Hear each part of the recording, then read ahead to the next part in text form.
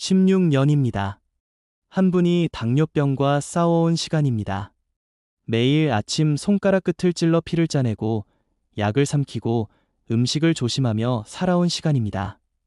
그런데 어느 날 그분은 편의점에서 우연히 발견한 한 가지 물건으로 인생이 바뀌었다고 말씀하셨습니다. 병원 약도 비싼 건강식품도 아닌 그것이 무엇일까요? 지금부터 그 놀라운 이야기를 들려드리겠습니다. 60대 초반의 김 선생님을 처음 만난 것은 작년 가을이었습니다. 동네 공원 벤치에 앉아 계신 그분의 표정은 어두웠습니다.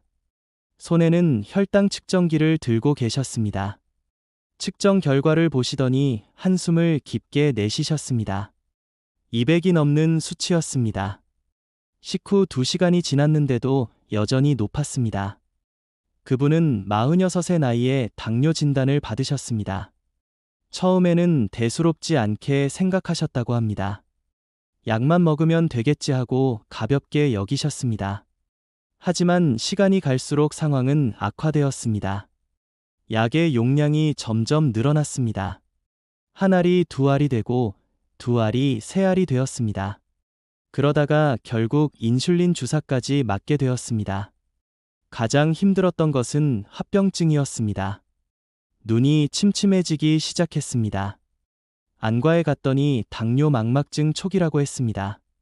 발가락 끝이 저리고 감각이 둔해졌습니다. 당뇨병성 신경병증이었습니다. 신장 기능도 떨어지고 있었습니다. 의사 선생님은 심각한 표정으로 경고했습니다. 이대로 가면 투석을 받아야 할 수도 있다고 말입니다. 김 선생님은 절망했습니다. 약도 성실히 먹고 운동도 하려고 노력했는데 왜 나아지지 않는 걸까요? 인터넷을 뒤지고 책을 읽으며 온갖 방법을 찾아봤습니다. 돈을 들여 비싼 건강식품도 사 먹었습니다. 효과가 있다는 것들은 다 시도해봤습니다. 하지만 혈당은 좀처럼 잡히지 않았습니다. 오히려 통장 잔고만 줄어들었습니다. 그러던 어느 날이었습니다. 퇴근길에 들른 편의점에서였습니다. 저녁거리를 사려고 둘러보던 중이었습니다. 냉장고 한쪽 구석에서 그것을 발견했습니다. 바로 삶은 계란이었습니다. 그냥 지나칠 뻔했습니다. 하지만 그날따라 이상하게 눈길이 갔습니다. 가격표를 보니 1,000원도 안 했습니다. 별 생각 없이 하나 집어들었습니다. 집에 돌아와 저녁을 먹기 전에 그 삶은 계란을 먹었습니다. 그리고 평소처럼 식사를 했습니다. 밥과 반찬을 먹었습니다. 식후 2시간 뒤 혈당을 쟀습니다. 그런데 이게 웬일입니까? 평소보다 수치가 낮게 나왔습니다. 160 정도였습니다. 보통은 200 가까이 나오는데 말입니다. 처음에는 우연이라고 생각했습니다. 측정기가 잘못된 것일 수도 있었습니다. 하지만 다음 날도 똑같이 해봤습니다. 식사 전에 삶은 계란을 하나 먹었습니다. 그리고 평소대로 식사를 했습니다. 또다시 혈당을 쟀습니다. 역시 평소보다 낮았습니다. 이것은 분명 우연이 아니었습니다. 그분은 매일 기록하기 시작했습니다. 아침, 점심, 저녁 식사 전에 삶은 계란을 먹고 식후 혈당을 쟀습니다. 놀랍게도 매번 수치가 낮게 나왔습니다. 일주일이 지나자 확신이 들었습니다. 삶은 계란이 혈당 조절에 도움이 된다는 것을 말입니다. 한 달 후 병원에 가서 검사를 받았습니다. 당화혈색소 수치가 떨어져 있었습니다. 의사 선생님도 놀라워했습니다. 도대체 삶은 계란에 무슨 비밀이 숨어 있는 걸까요? 사실 과학적으로 충분히 설명이 됩니다. 계란은 완전 식품이라고 불립니다. 우리 몸에 필요한 거의 모든 영양소가 들어 있습니다. 특히 양질의 단백질이 풍부합니다. 하나에 6g 정도의 단백질이 들어 있습니다. 이 단백질이 핵심입니다. 식사 전에 단백질을 먹으면 이장에서 소화되는 속도가 느려집니다. 그러면 탄수화물의 흡수도 천천히 이루어집니다. 혈당이 급격히 오르지 않습니다. 췌장이 인슐린을 과도하게 분비할 필요가 없어집니다. 혈당 스파이크를 막아주는 것입니다. 또한 계란에는 류신이라는 아미노산이 풍부합니다. 이 성분은 인슐린 감수성을 높여줍니다. 우리 몸의 세포들이 인슐린 신호를 더 잘 받아들이게 됩니다. 당뇨 환자의 가장 큰 문제인 인슐린 저항성을 개선하는 것입니다. 이것이 바로 삶은 계란이 혈당 조절에 도움이 되는 과학적 이유입니다. 김 선생님은 그 후로 삶은 계란을 빠뜨리지 않고 드셨습니다. 아침에는 출근하기 전에 하나, 점심에는 도시락과 함께 하나, 저녁에는 식사 전에 하나. 하루 3개의 삶은 계란이 일상이 되었습니다. 편의점에 들를 때마다 여러 개씩 사서 냉장고에 넣어두셨습니다. 석 달이 지났을 때였습니다. 병원에서 정기검진을 받았습니다. 의사 선생님이 검사 결과를 보며 고개를 갸우뚱했습니다. 믿기지 않는다는 표정이었습니다. 당화혈색소가 더욱 떨어져 있었습니다. 신장 기능 수치도 개선되었습니다. 콜레스테롤 수치도 좋아졌습니다. 의사는 물었습니다. 무엇을 하셨냐고 말입니다. 김 선생님은 솔직하게 말씀드렸습니다. 매일 삶은 계란을 3개씩 먹는다고. 의사는 처음에는 반신반의했습니다. 계란을 그렇게 많이 먹으면 콜레스테롤이 올라가지 않느냐고 물었습니다. 하지만 검사 결과는 명확했습니다. 오히려 좋은 콜레스테롤은 올라가고 나쁜 콜레스테롤은 내려갔습니다. 사실 계란과 콜레스테롤에 대한 오해는 오래되었습니다. 예전에는 계란 노른자에 콜레스테롤이 많으니 하루 1개만 먹어야 한다고 했습니다. 하지만 최근 연구들은 다른 결과를 보여줍니다. 음식으로 섭취하는 콜레스테롤이 혈중 콜레스테롤에 미치는 영향은 생각보다 적습니다. 오히려 설탕과 정제 탄수화물이 훨씬 더 나쁩니다. 더 놀라운 것은 계란의 다른 효능들이었습니다. 먼저 포만감이 오래 지속되었습니다. 식사 전에 계란을 먹으니 밥을 예전보다 적게 먹어도 배가 불렀습니다. 자연스럽게 탄수화물 섭취량이 줄었습니다. 체중도 서서히 감소했습니다. 석 달 만에 5kg이 빠졌습니다. 근육량도 유지되었습니다. 당뇨 환자들은 체중을 줄이면서 근육까지 빠지는 경우가 많습니다. 하지만 김 선생님은 달랐습니다. 충분한 단백질 섭취 덕분에 근육은 그대로 유지하면서 체지방만 줄어들었습니다. 몸이 가벼워지고 활력이 생겼습니다. 계단을 오를 때 숨이 차지 않았습니다. 피부도 좋아졌습니다. 계란에는 비오틴이 풍부합니다. 피부와 모발 건강에 좋은 비타민입니다. 또한 루테인과 제아잔틴도 들어있습니다. 이것들은 눈 건강에 도움이 됩니다. 당뇨 망막증으로 침침해지던 눈이 조금씩 개선되는 느낌이었습니다. 물론 의학적 치료도 병행했지만 분명 도움이 되었습니다. 가장 큰 변화는 약이었습니다. 6개월 후 의사 선생님이 말씀하셨습니다. 혈당이 안정적으로 유지되니 약을 줄여보자고 했습니다. 3알 먹던 약이 2알로 줄었습니다. 그리고 석 달 후에는 1알로 줄었습니다. 16년 만에 처음 있는 일이었습니다. 약이 줄어든다는 것, 그것은 희망이었습니다. 1년이 지났을 때였습니다. 검사 결과는 거의 정상에 가까웠습니다. 당화혈색소가 정상 범위 안에 들어왔습니다. 공복 혈당도 안정되었습니다. 합병증 진행도 멈췄습니다. 의사 선생님은 감탄하셨습니다. 이렇게까지 좋아질 줄 몰랐다고 하셨습니다.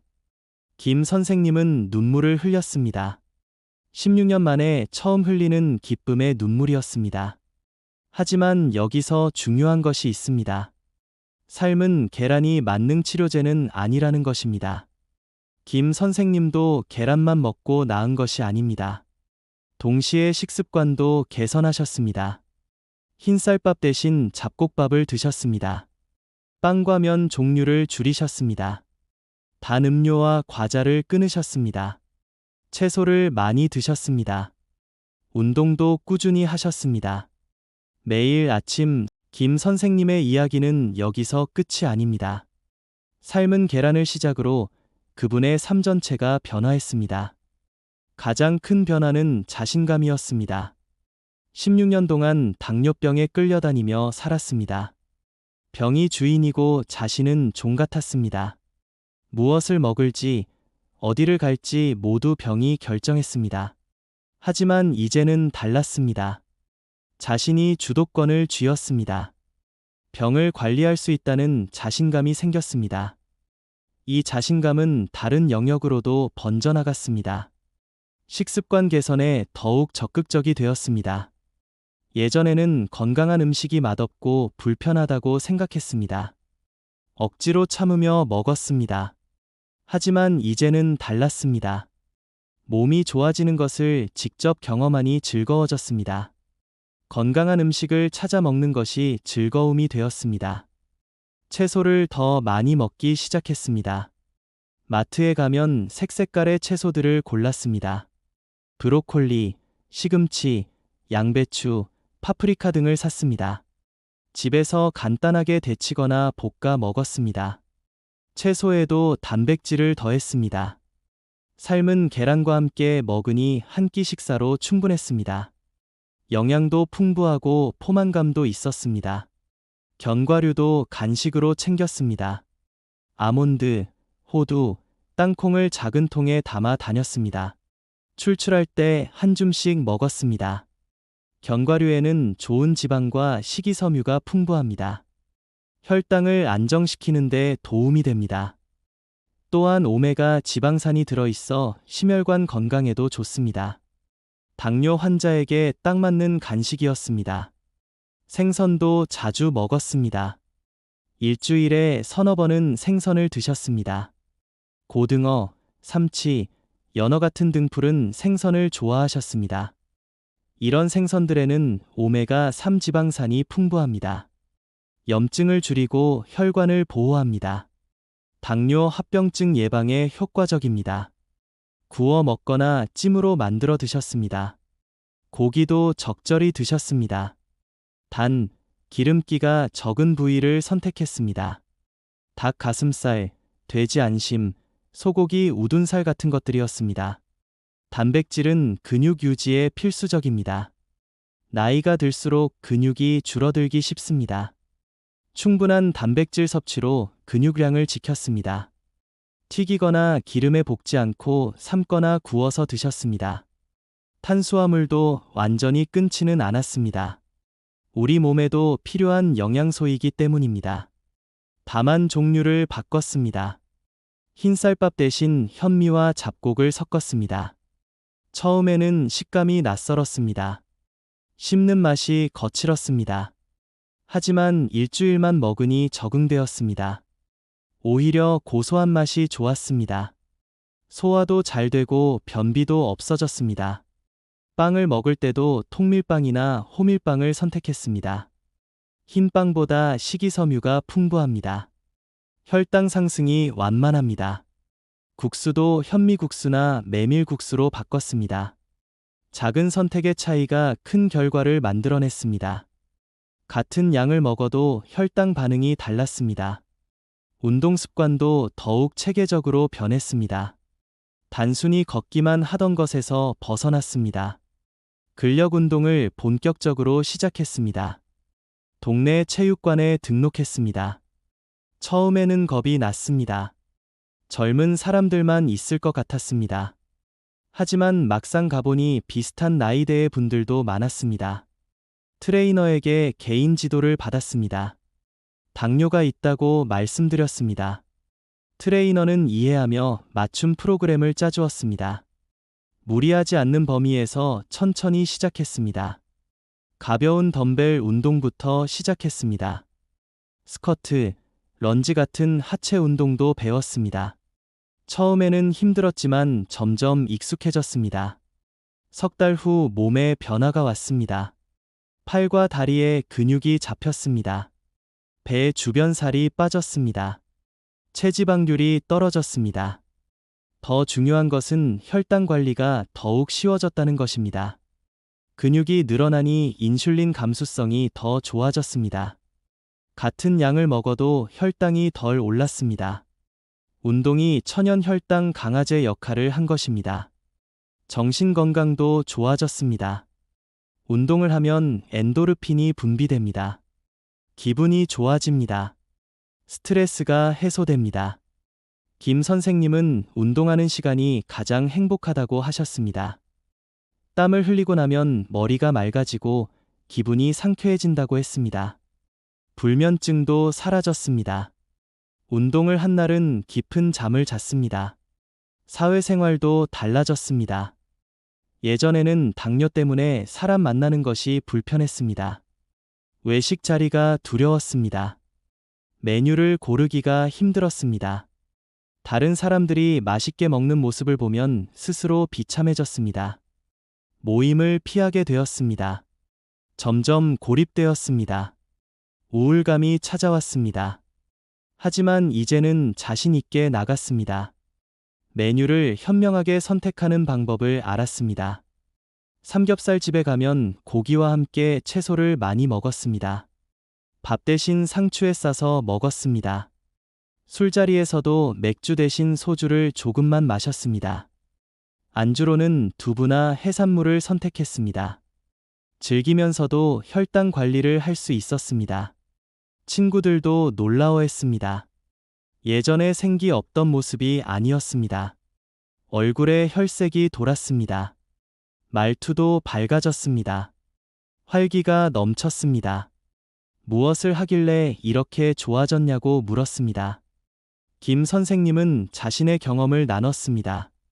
삶은 계란 이야기를 했습니다. 식습관과 운동 이야기를 했습니다. 친구 중 한 분도 당뇨가 있었습니다. 10년 넘게 약을 먹고 있었습니다. 혈당 조절이 잘 안 된다고 하소연했습니다. 김 선생님은 자신이 해온 방법들을 자세히 알려줬습니다. 그 친구도 따라 해보기로 했습니다. 삶은 계란을 먹기 시작했습니다. 식단을 바꿨습니다. 운동을 시작했습니다. 석 달 후 그 친구에게서 연락이 왔습니다. 목소리가 들떠 있었습니다. 혈당이 많이 좋아졌다고 했습니다. 체중도 빠졌다고 했습니다. 무엇보다 기분이 좋아졌다고 했습니다. 살맛이 난다고 했습니다. 고맙다고 했습니다. 김 선생님은 뿌듯했습니다. 자신의 경험이 누군가에게 도움이 되었다는 것이 기뻤습니다. 그 후로 더 많은 사람들에게 이야기를 나눴습니다. 동네 경로당에서 강연도 했습니다. 당뇨 환자 모임에도 나갔습니다. 자신의 경험담을 솔직하게 들려줬습니다. 의사나 영양사가 아니라고 먼저 말했습니다. 그저 한 환자로서 자신이 해본 것을 나눌 뿐이라고 했습니다. 전문적인 치료는 반드시 의료진과 상담해야 한다고 강조했습니다. 사람들은 진지하게 들었습니다. 질문도 많았습니다. 삶은 계란을 정말 매일 3개씩 먹어도 되냐고 물었습니다. 김 선생님은 자신의 경우를 말씀드렸습니다. 하지만 사람마다 다를 수 있으니 의사와 상담하라고 했습니다.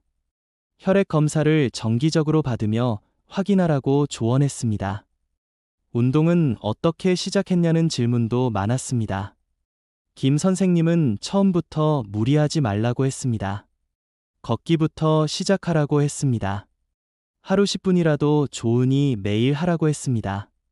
익숙해지면 시간을 늘리라고 했습니다. 근력 운동도 천천히 시작하라고 했습니다. 전문가의 도움을 받으면 더 좋다고 조언했습니다. 식단 조절이 가장 어렵다는 분들도 많았습니다. 평생 먹어온 습관을 바꾸기가 힘들다고 했습니다.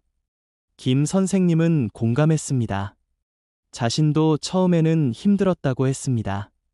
하지만 한 가지씩 천천히 바꿔나가면 된다고 격려했습니다. 오늘은 밥에 잡곡을 조금만 섞어보라고 했습니다. 내일은 반찬에 채소를 하나 더 추가해보라고 했습니다.